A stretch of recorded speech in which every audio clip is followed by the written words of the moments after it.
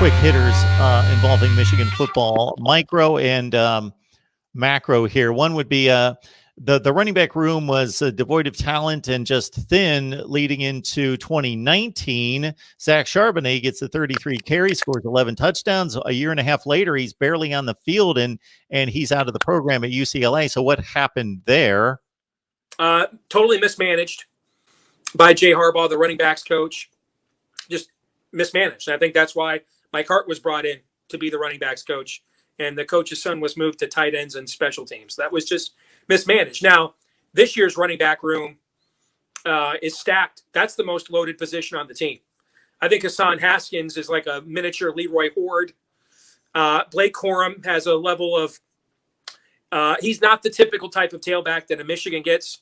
Typically see a guy like that. You know, it kind of reminds me of a little bit. He's not as powerful, but he reminds me a little bit of a J.K. Dobbins kind of a guy. That's not typically the kind of tailback Michigan gets. Donovan Edwards is the best tailback the state of Michigan high school ranks has produced, at least since Mikey Weber.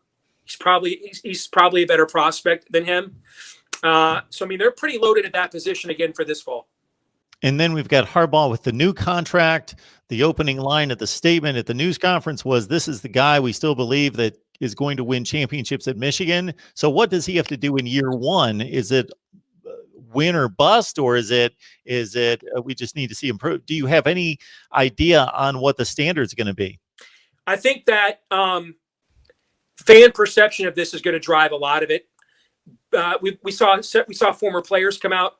You know, Charles Woodson said last year, "My son doesn't even want to watch Michigan play anymore." Brian Griese tweeted, "Enough is enough," after the Penn State game. There's a fissure there. He doesn't have gravitas with the former player network and the donor network anymore, where you wouldn't dare speak ill of the king. He's lost that cachet. So I think that it's totally subjective. Some things we know for sure. If they have a losing record, if they're 6-6, he's gone. What if they're 7-5 and they play Ohio State tough at the end? And J.J. McCarthy showed a lot of promise as a young quarterback. What if they're 8-4, but then they play Ohio State tough at the end? Or what if they're 9-3, but they get 40 burgered by Ohio State again and ran off the field, and that's the last taste in everybody's mouth?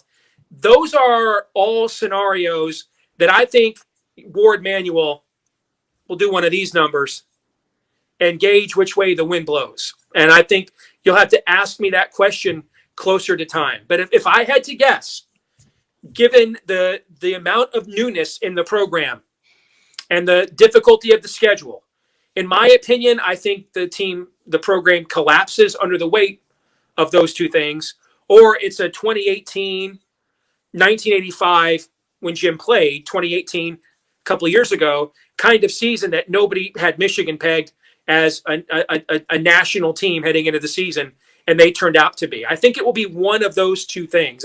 I really don't think this is going to be some 7-5 and we're not sure team. I don't think middling is going to be the issue. I think they either catch fire or they're on fire.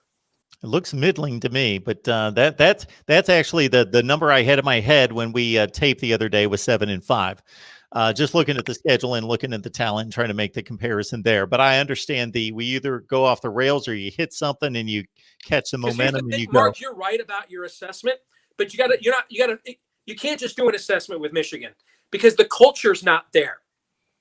That's why I think they either catch fire, they got the right group of guys together with the right players, and it clicks, right?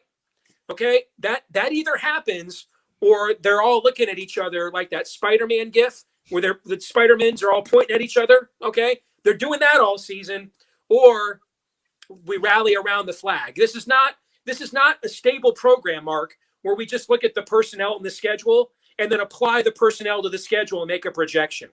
It's not a stable program there. They're terraforming in real time right now.